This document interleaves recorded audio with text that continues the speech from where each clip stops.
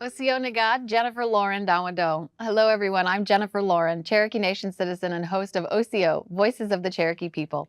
Welcome to Chalagi, wherever we are. Well, if you're not hungry now, you will be soon, because today's episode of Chalagi, wherever we are, is all about Cherokee foods and chefs. But before we go further, we want to let you know that everyone participating today, whether in studio or working remotely, has been fully vaccinated and given a COVID-19 test before entering the building. Our staff, guests, and crew are all following social distancing best practices.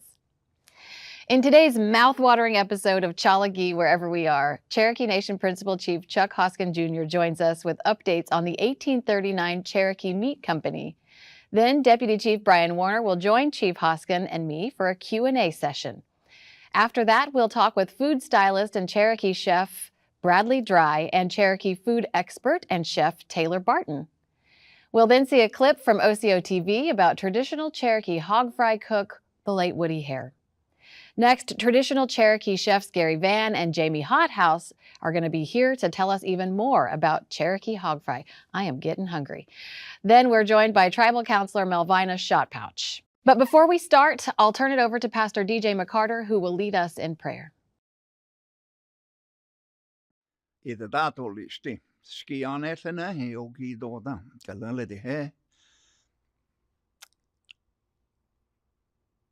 Skin hai chali eli che kohiga nusti dega alea ahan to tenei hon undastaisti alega hit lasti de gestabu ale nega nan dene le don ka hit lasti de gestabu skin ho de hi hon ni do hest ale dane jonska ja untandasti skin ha to Father,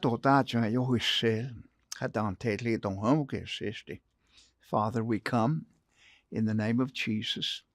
And Lord, just pray that you just be with those who are teaching the cooking class. Be with them.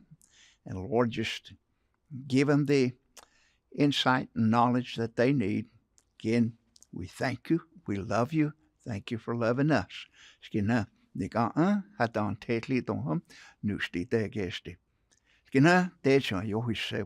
Amen. Wado, Pastor McCarter. And now it is my pleasure to introduce my friend and Principal Chief Chuck Hoskin Jr. for his remarks. Chief Hoskin?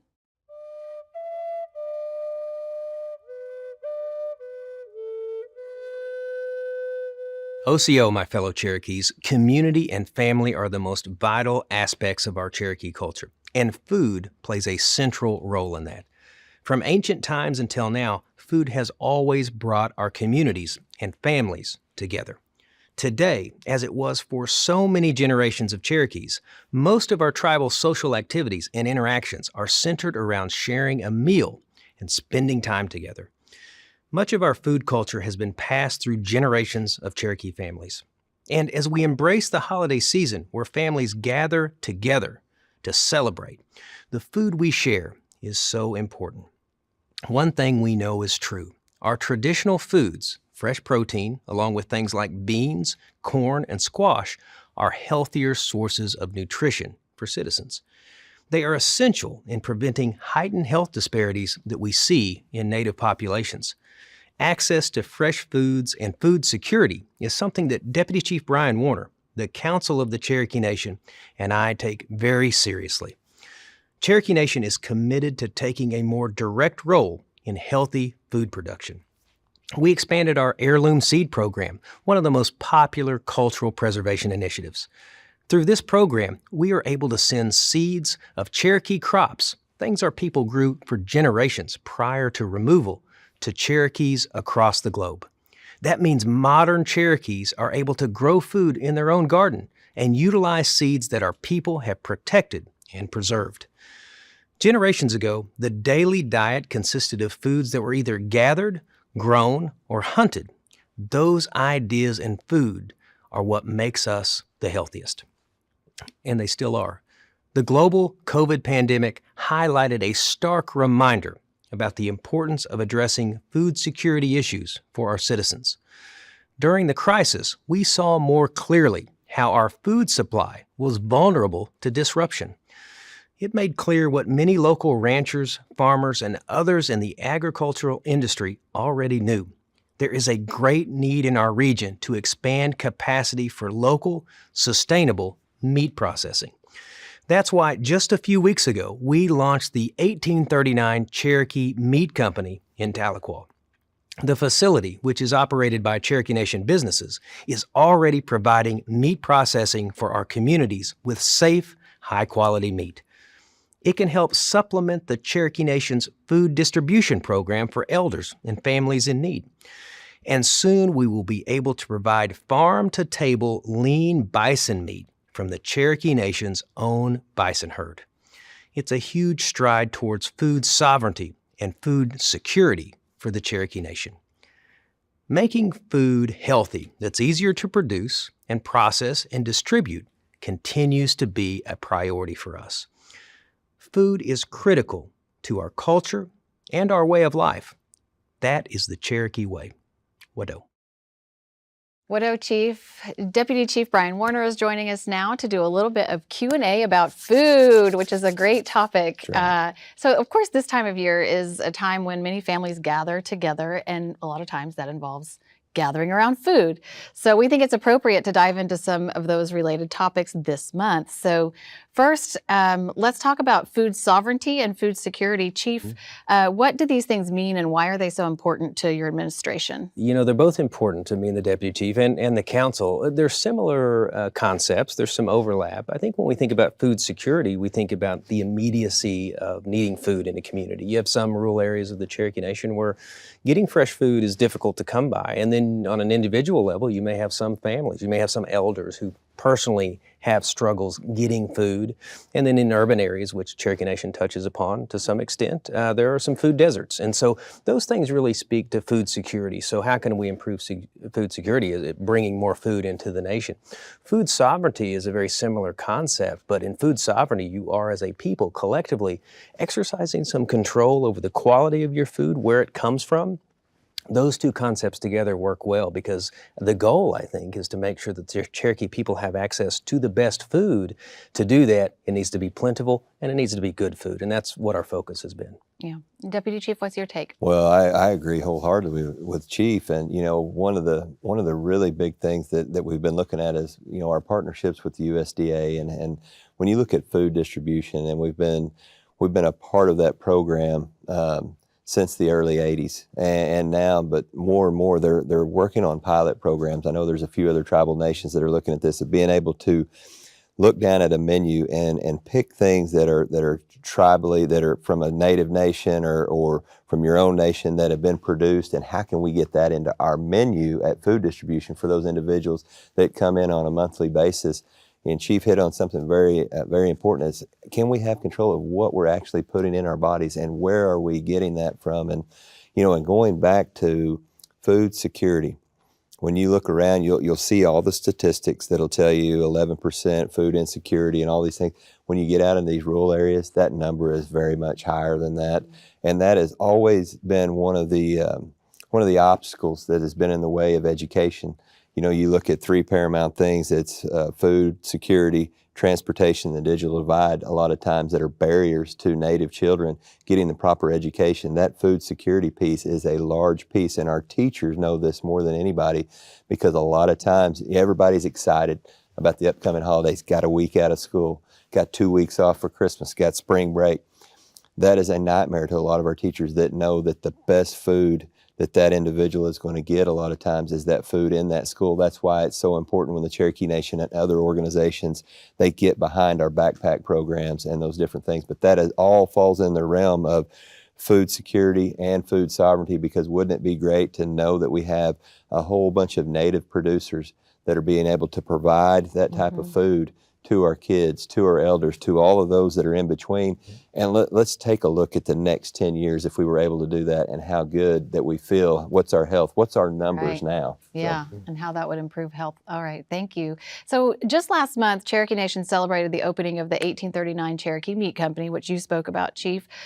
So can you tell us a little bit more about the details of that facility? People are very excited about it. People are very excited about it. People who were at the opening event, a lot of them were local Cherokee producers, and then a lot of people just watching on social media, reading the paper, are excited about the idea that Cherokee Nation is, again, exercising that control over the source of food and providing some economic uplift to the region.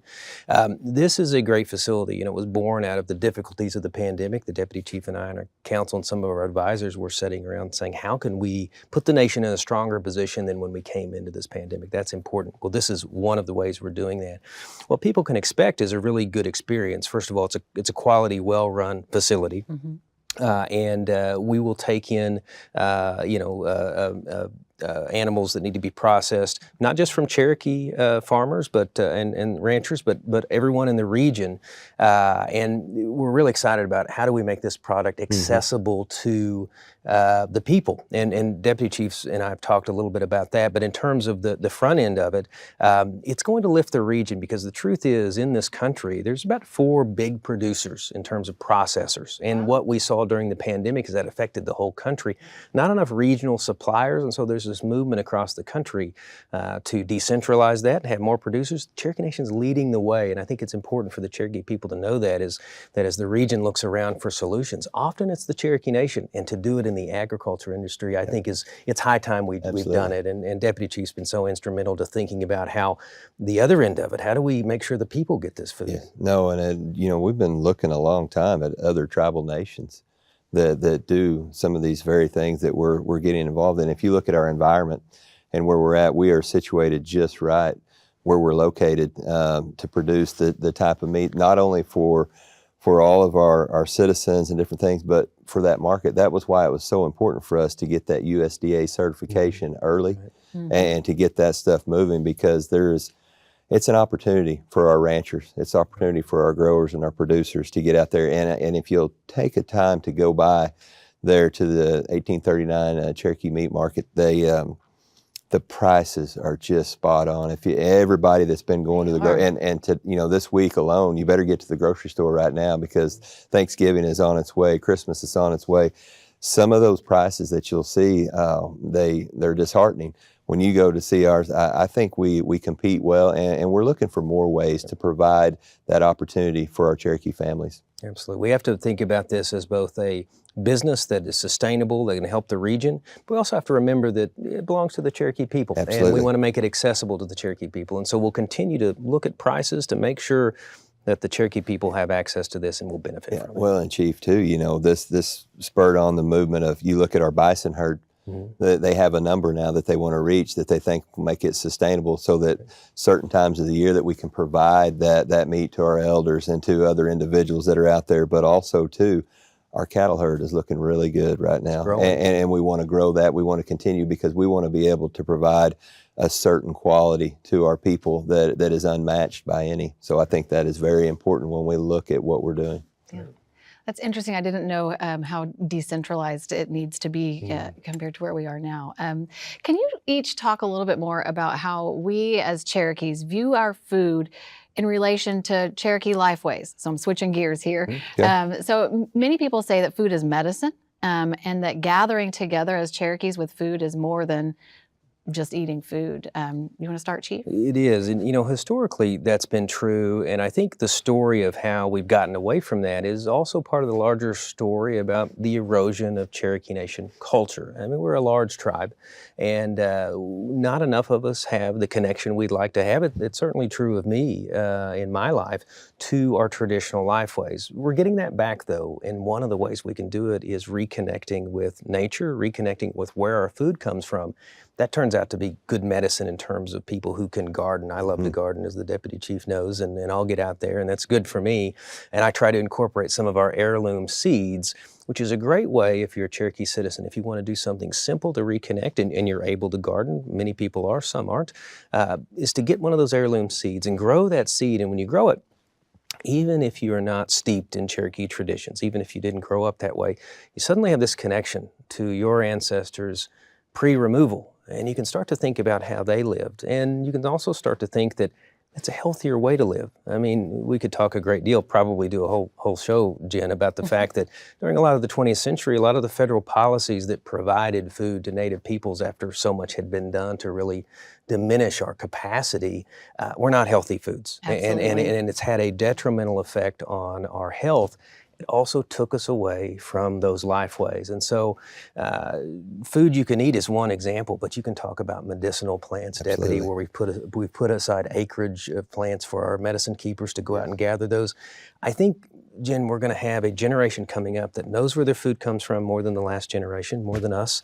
They're going to know what it means traditionally, and that's good. That's where we need to head at the Cherokee Nation. Well, and I hope that this conversation just sparks in the minds of so many individuals, especially our youth, to get out there and learn a little bit about the ethnobotany and the different things that our culture can provide, because the Creator, he put us here to be stewards of the land, and everything that he gifted us with has a distinct purpose.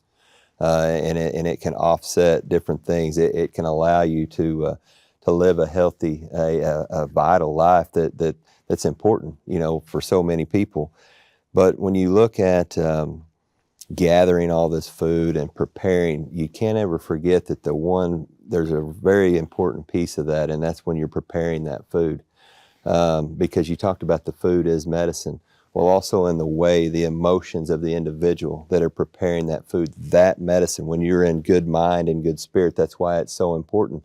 And we learn this from our beloved women of our tribe and our elders, about how you put yourself in a certain mindset, because that mindset goes right into that food, and then you're preparing that for your family or your friends or a group of people.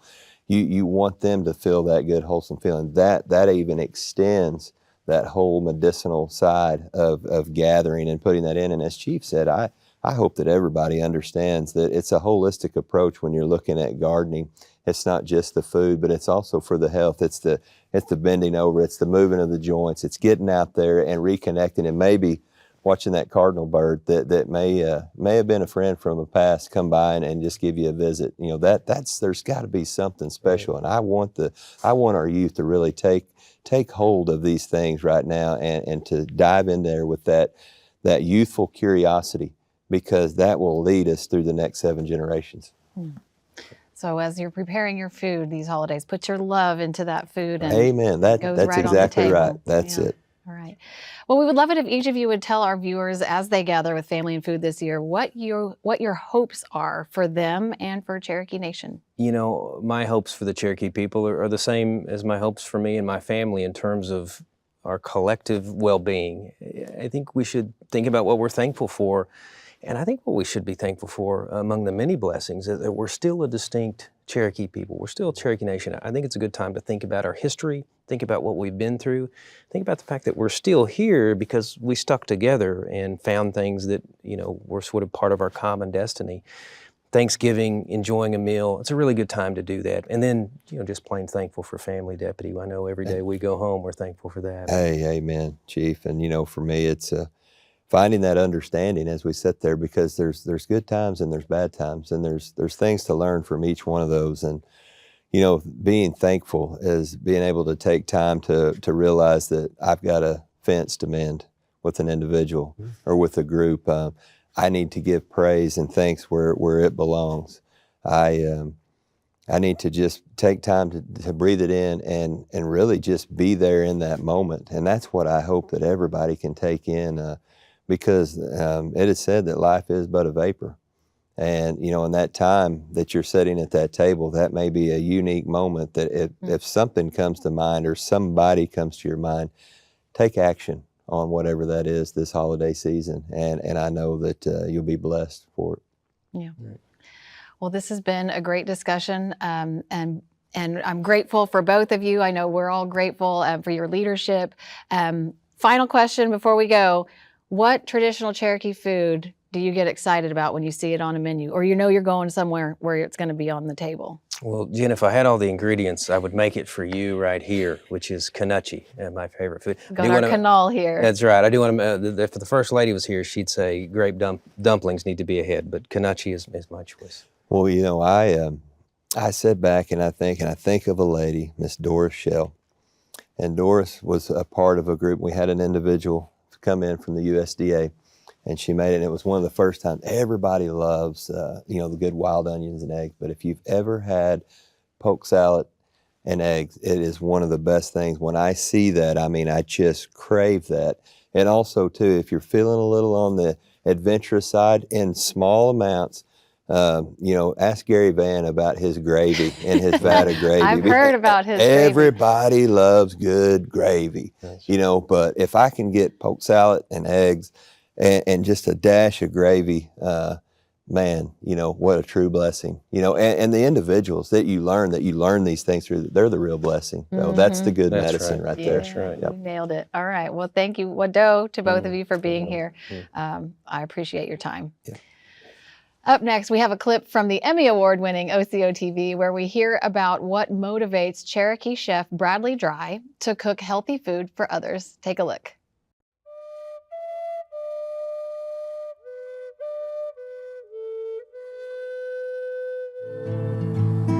These are the wild garlic. They're looking like they're getting a little old, so I like to try to pick them as soon as I can.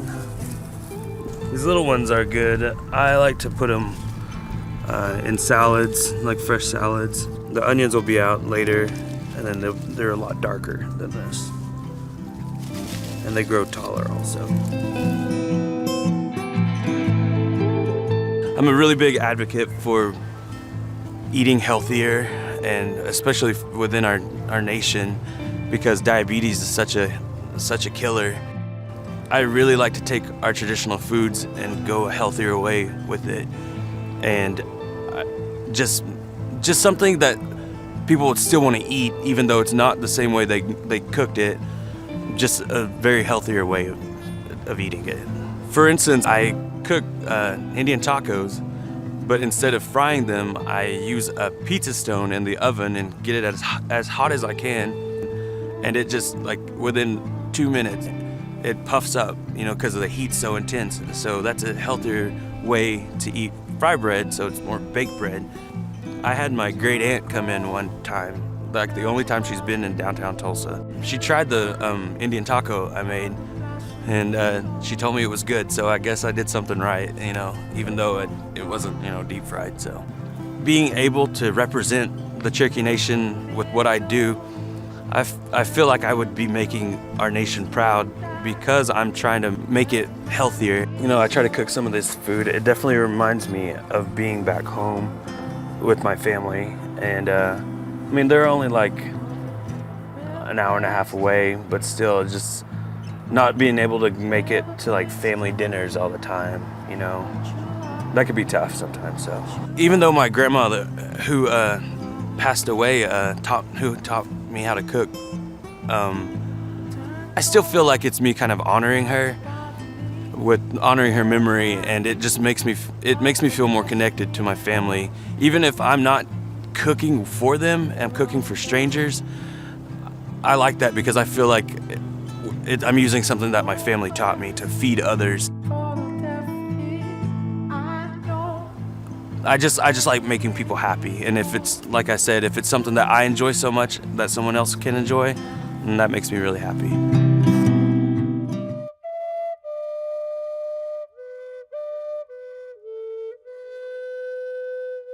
Love that story. And now we are actually joined by Bradley Dry, food stylist and Cherokee chef. Also joining us today is Cherokee food expert and chef Taylor Barton. And real quick, I wanted to let you know that we are wearing masks for this particular segment out of abundance of caution. Thank you all so much for being here, Wado. Thank you. And Bradley, you know, we filmed that OCO story years ago. You've worked so many places since then and have had just a wonderful career. Yeah. So first, can you tell us, Bradley, where you learned to cook, and a little bit about what inspired you to make this a career? Yeah, absolutely. So I come from a big family on both sides of my parents, and I was always that one kid that stayed in the kitchen and, you know, bugged my aunts and my grandmas about cooking. I wasn't really super into like roughhousing with everybody, so I was a little bit more tamer and everything. So I stayed in the kitchen. So Yeah. What kind of foods were they cooking in the kitchen when you were? Because you're from Little Kansas, yeah, Oklahoma. yeah. Yeah. So I mean, we would go, you know, in the springtime, we'd go get wild onions and then mushrooms in the fall and morels and everything. So, but I mean, we would cook a lot of like deer meat, and I still to this day can't eat squirrel meat, but that's what they would have Yeah. also. Very, very traditional. So. Yeah, so you just grew up in that kitchen doing Yeah. that, yeah. Yeah. And Taylor, I know your late grandmother, Edith Knight, you know, I was happy to be able to spend some time with her. Is she who inspired you to become a chef? 100%. She gave me little pieces of dough to play with because I was up to no good, just being in her workspace, and that was kind of my introduction. I worked from washing the dishes, and then I got to play with the dough, and then I knew she trusted me when she started allowing me to cook a little bit more, and that was an esteemed position in the family. So it was like a graduation, more or less. Cool. And tell me a little bit about how does Cherokee cooking and the role of chefs and cooks perpetuate the Cherokee culture in your eyes, Taylor? Well, that is a fantastic question. And I do think that Cherokee cooks and chefs possess a connection to the narrative of our foods in a way that you cannot replicate across a broad backdrop. So basically, when we understand these foods, we gain a relationship with them. We're telling their story. We're doing what we need to do to the food in order for them to we're doing what we need to do to the food in order to allow that plant relative and to be able to tell their story. So we are able, as Cherokee chefs, to add a different context, different narrative, a correct narrative to the foods that we prepare, not what is assigned to us. Great. Thank you for that. And Bradley, tell us about how your Cherokee culture and community influences your cooking and maybe some of your favorite career moments. Sure. I mean, I've along myself and Taylor's opened a few restaurants in Tulsa. I come from the background of family style. I mean, I've worked in restaurants where it's like kind of like upscale plating and whatnot. Mm-hmm. But since I've helped open different restaurants here, I, gravitate more to the family style cooking. I mean, I can plate with the best of them, but I'd rather be in the community sense of like Sunday dinners or like, just like churches, like baptisms, all that stuff. Like that's the kind of cooking I like to do. And I'm starting to lean to that now and solely cook that way instead of, the fine dining. So. And I assume that's sort of, something that it's kind of like you're getting more out of it that way. And that's just what you're yeah, really absolutely. enjoy. I mean, I didn't go to culinary school. I wanted to, but then it's great seeing, people that are being able to do that. But I'm glad that I got to learn from like my grandparents and my aunts and my uncles and seeing like hog fries and whatnot. So yeah. And Taylor, you were trained as a chef in culinary school in addition to growing up in the kitchen with your grandma. Can you tell us a little bit about some of the similarities and differences between that formal training and Cherokee cooking? Certainly. I think deep down, we're still cooking no matter where we are and what we're doing it for. And people who have that fascination with the food, we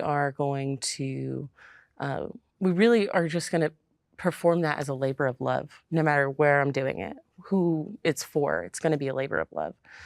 But when I'm cooking for a restaurant setting, that is for an express purpose of creating an experience for the customer. But when I cook for a Cherokee cultural event, it is not about money. It is not about the timing of it. It is about allowing the food to create a space for people to come together. So there's an entirely different reason for doing it when I'm cooking for other Cherokee citizens. And both of you, I know, have taken, traditional Cherokee foods and given them a little twist. It seems like you all enjoy doing that type of thing. Absolutely. Yeah. Bradley, last question. You are the food stylist for the hit FX series Reservation Dogs. So can you tell our viewers what that means and how you got started doing that?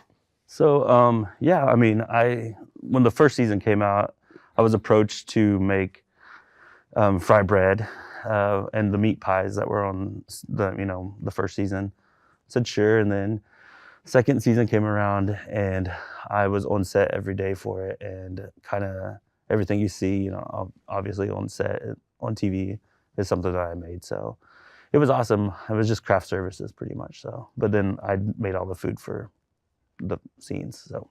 Okay, so if you all have seen Reservation Dogs and you've seen the food on there, now you know it was cooked by our own Cherokee chef, Bradley Dry. Awesome job.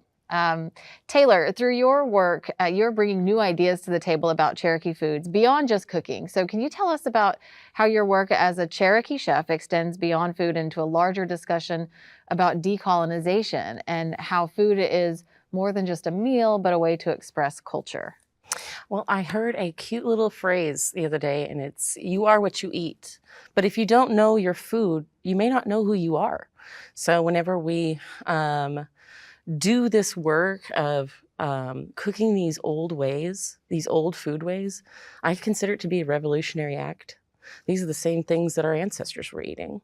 And no doubt they're probably proud of us now. So I do think that food holds a story. The ingredients hold a culture.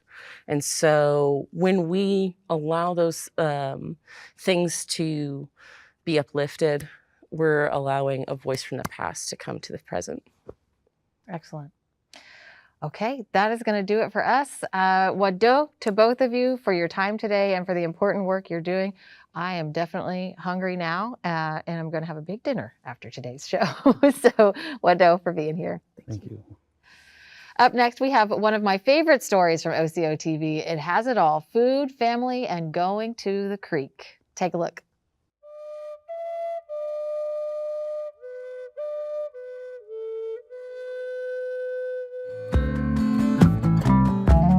For today's gathering, while we're here together, celebrate Woody Hare's anniversary. A great man who's still getting around good for his age of 90 years old, 90 years young, should I say, I'm sorry.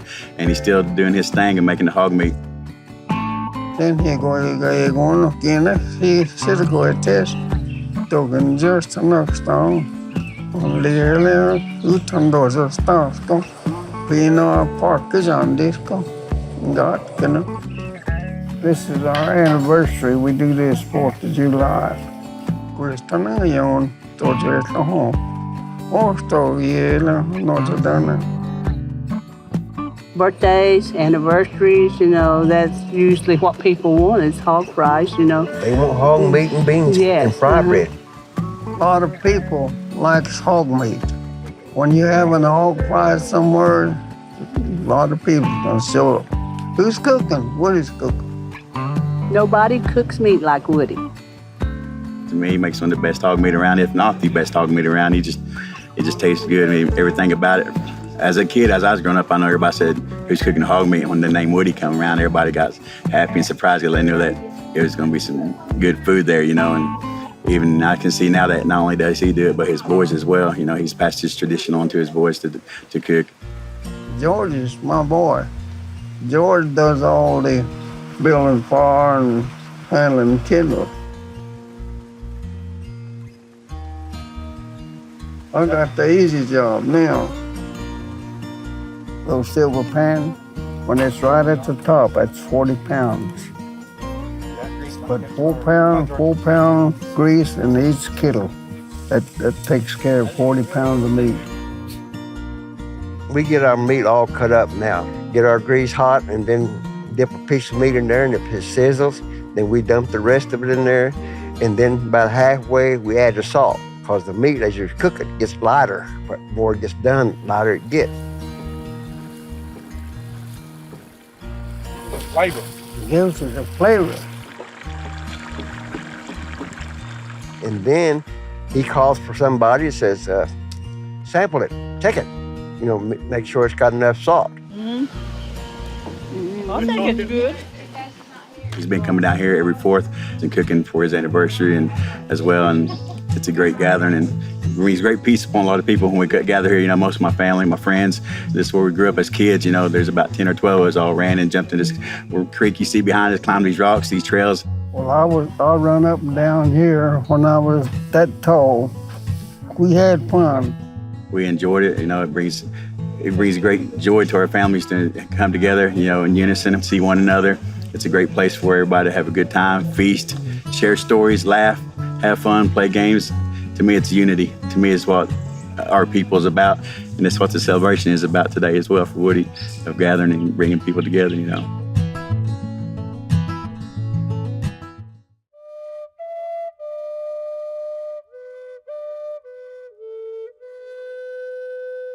Makes me want to go jump in the creek. Not now, but in the springtime. All right, we are joined now by 2 traditional Cherokee cooks, Gary Van and Jamie Hothouse, and all around good guys. Gentlemen, welcome, and Wado, thank you so much for being with us. We are going to talk about hog fry. So many of our viewers may have had a chance to go to a traditional hog fry with family and friends, like we just saw in that film with Woody Hare.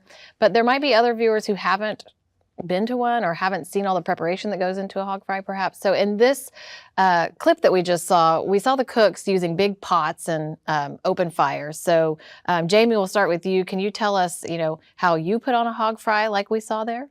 That's pretty much how all of us do it. I mean, when the family gets together, we find the meat, find the beans, find the potatoes, and build a fire. I mean, and we've all got pots that we've handed down for years. Some of them have been in the family for over 100 years, and we bring out the pots and start getting some lard hot and get it ready. Mm-hmm. Any you agree with that, Gary? That's what we saw there is how it's done. Mostly how it's done, yeah. Okay. But not all hog fries are the same. So sometimes you're cooking for hundreds of people, especially here in the Cherokee Nation. For example, last week, y'all prepared food for over 1,000 pounds of meat for all of the people at the ribbon cutting for the celebration of the Durban Feeling Language Center in Tahlequah. That's a lot of people. So when you're cooking that much, I assume you have to do things a little differently. Can you talk about that? It takes a little bit more preparation for a bigger crowd instead of just cooking for just immediate family. So there's a lot of going back and forth on how many people's going to be there. I mean, and it also affects on who you're feeding, what type of crowd you're feeding. If they've had hog meat before, if they haven't had hog meat before, that takes a lot of factor in. So, you know, and then you go from there on whether how much hog meat to order, how much beans to order, how much potatoes to order, all that stuff. So. And Jamie, you've been doing that a long time too. Anything to add to that? Yeah, whenever when you're coordinating for something like that at like 1,000 pounds, I think what'd you have, 16 pots? Yeah. I mean, you have to go out and look for those pots because, you know, not one family has 16 pots sitting out there. I mean, for some of the grounds, some of the stomp grounds and stuff, you know, all these families will bring in 3 or 4 pots a family. I mean, you may have 25 pots sitting out there cooking beans, potatoes, meat, and then you have to coordinate, okay, your group, your family are going to be cooking beans, or your family's going to be cooking potatoes, and, you know, getting all of that coordinated and having the food set up. I mean, you know, going to a grocery store nowadays is crazy. And when you're walking in there with 4 carts and walking out, you know, with 1,000 pounds of meat or 500 pounds of potatoes, it's kind of crazy. But if like he said, you know, if it depends on who you're cooking for too. If you're cooking for people that know what hog meat are, you're cooking a little bit more. A lot of people don't even know what hog meat are.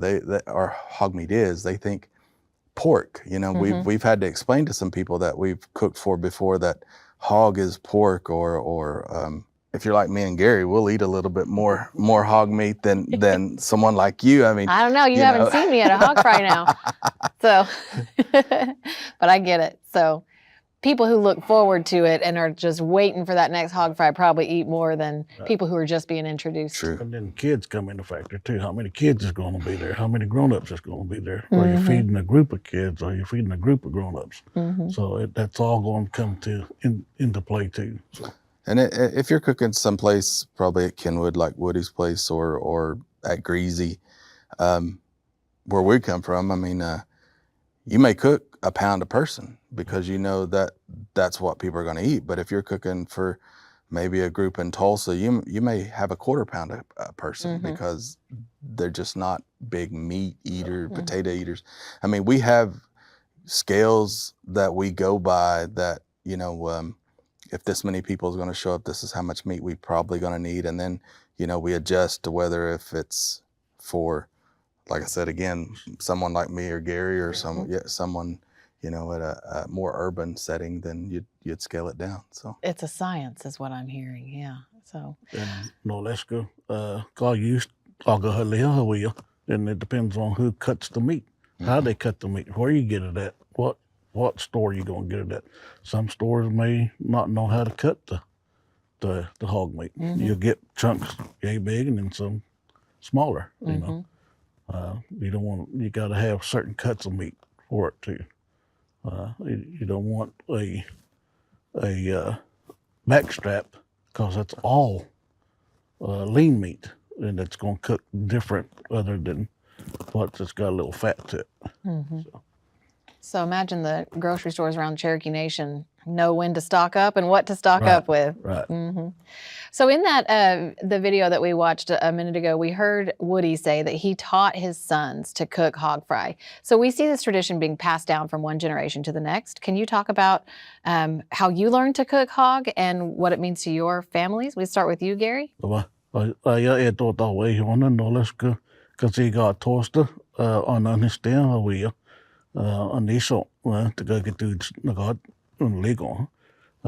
dad and uncles, they all cooked, and just by observing and watching and participating in the beginning, you learn how to stoke the fire.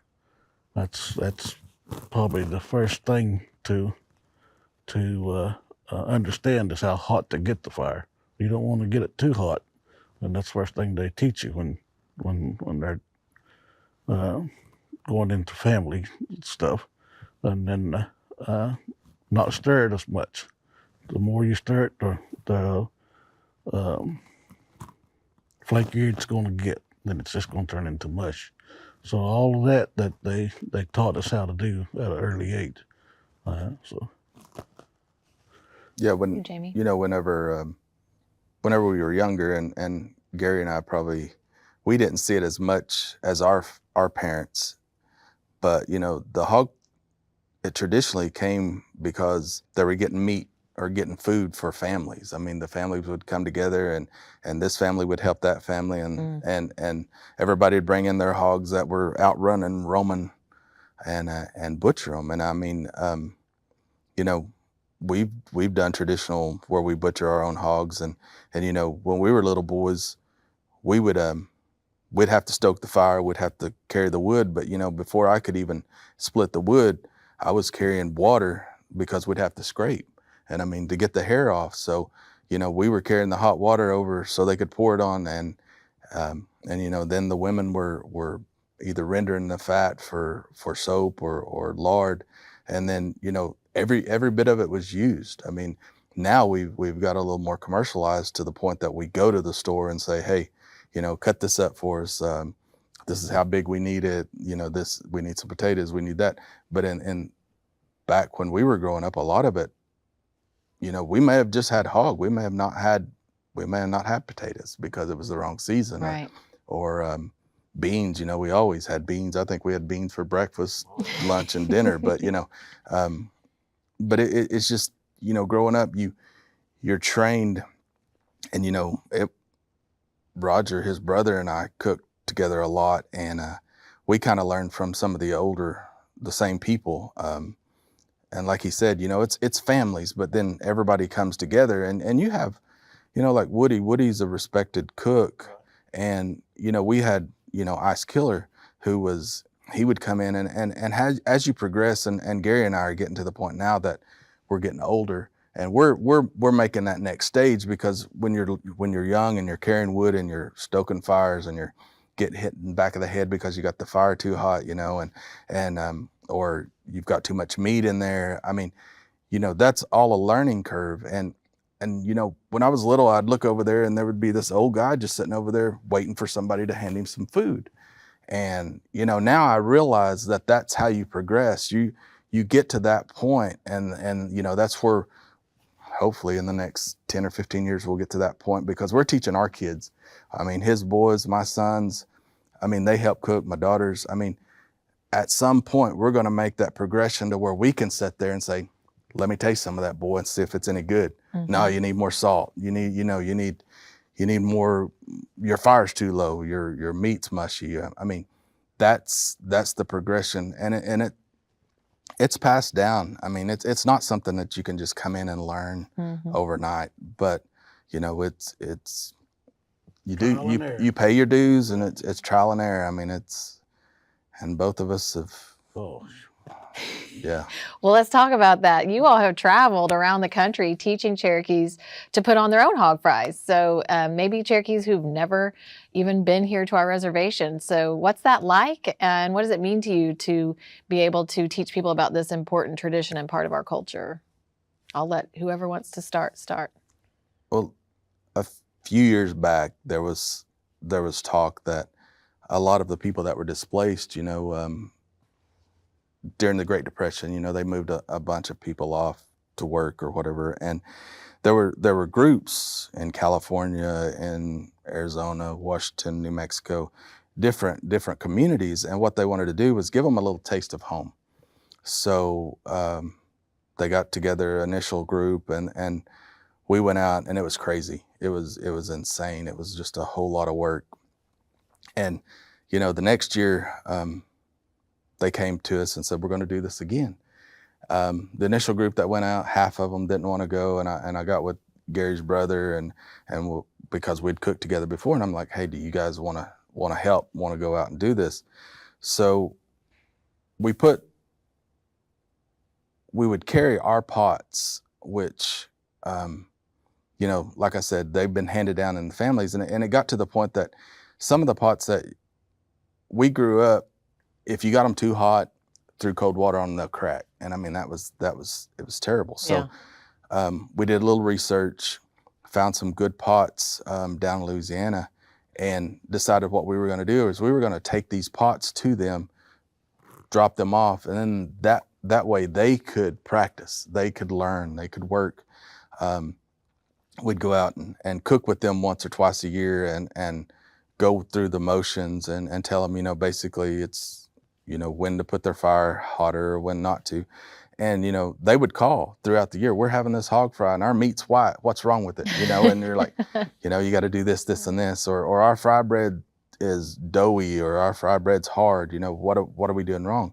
So, I mean, throughout the years, we just wanted them to have a connection back here to what we have all the time. Absolutely. And there's still quite a few groups that they're still trying to do hog fries, and we still hear from them from time to time that you know, thank you guys for showing us this little bit of home. Yeah. Then I got to meet some kinfolk I never knew I had out there. Yep. Yeah. So. Yeah. That you know, is just another thing that speaks to the many ways that Cherokees have to reconnect sometimes, and hog fry is definitely part of that. So we are grateful for you all to be able to teach people that. And okay, so my last question is, do you have any secrets to cooking hog meat that you want to share with us today? Give us your secrets. The biggest secret is just watch your fire. Yeah. Just keep it good and low, you know, and steady fire. And don't stir it as much. It's good to If you stir it too much, like I said, it'll just fall apart. Mm-hmm. That's the only secrets I got. Okay. There's, every family does it just a little bit different. Sure. Everybody either, they may add a little bit of this and a little bit of that, but, we're not going to give those secrets away. Wouldn't expect you to. No way. Oh, well, we appreciate you both for being here. I'm so grateful to have you here on our couch, coming over here. So it's inspiring to see how Cherokee traditions are being carried on through food and community surrounding that food. So keep up the great work, Wado. Thank you. Thank you. Mm-hmm. Next up, District 10 Tribal Councilor Melvina Shot Pouch is here to tell us more about Cherokee history and foodways.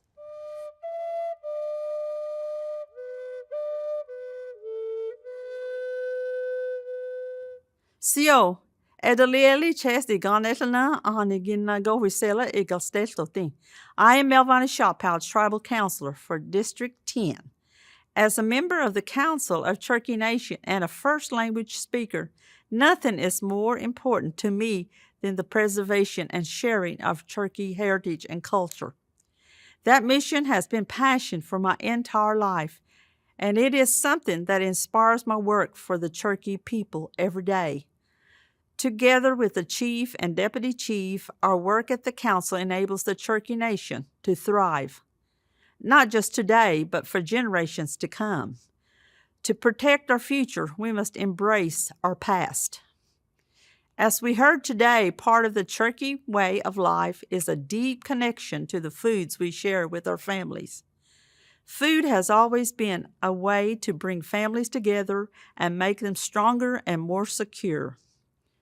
My favorite times are centered around preparing and sharing meals, and that includes our traditional foods like wall onions, huckleberries, kanuchi, and wishi, things that our people have survived on for generations.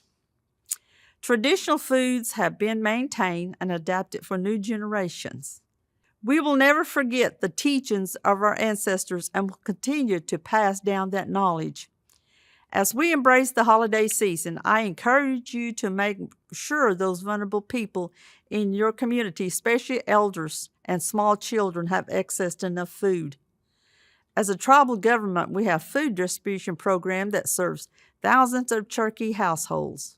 We also collaborate with regional food banks that ensure nobody goes hungry within our reservation.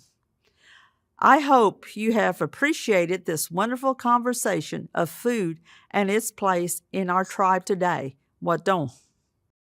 Wado, Councilor Shot Pouch. It's been great being here with you today. Now for our closing. Whoo! Augie OC. I am hungry after listening to these discussions. Seonagad, Kevin Stress Dawadon, Skasti Jalagi Gunti, Uli Hilisti Agiela. I am excited to be a part of this event.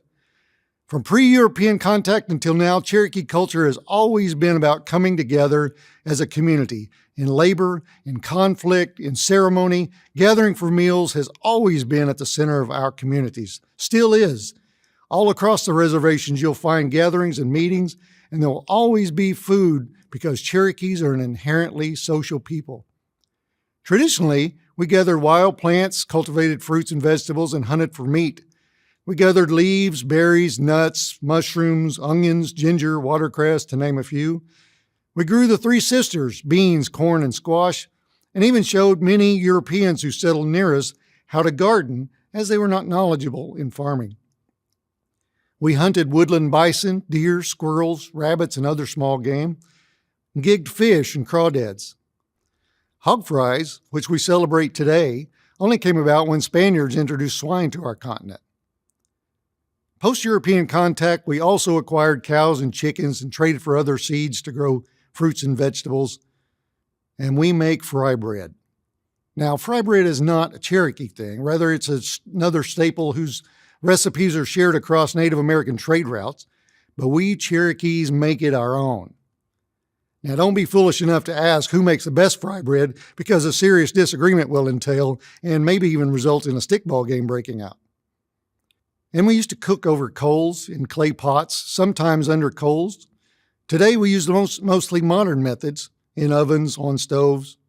Hog meat's fried over wood fires or propane in cast iron pots, but that love of sharing food, sharing stories, sharing thoughts and encouragement remains a vital part of who we are as Anichalagi. Whenever you come home to the Cherokee Nation to visit, let us know and we'll steer you toward a gathering, as they're almost always going on. And if you leave hungry, well, that's just your fault. Now, Cherokee National Treasure Tommy Wildcat will end the show with his flute. Do da dog go hunt e until we see each other again. And e dos da huh, let's eat. Well, no.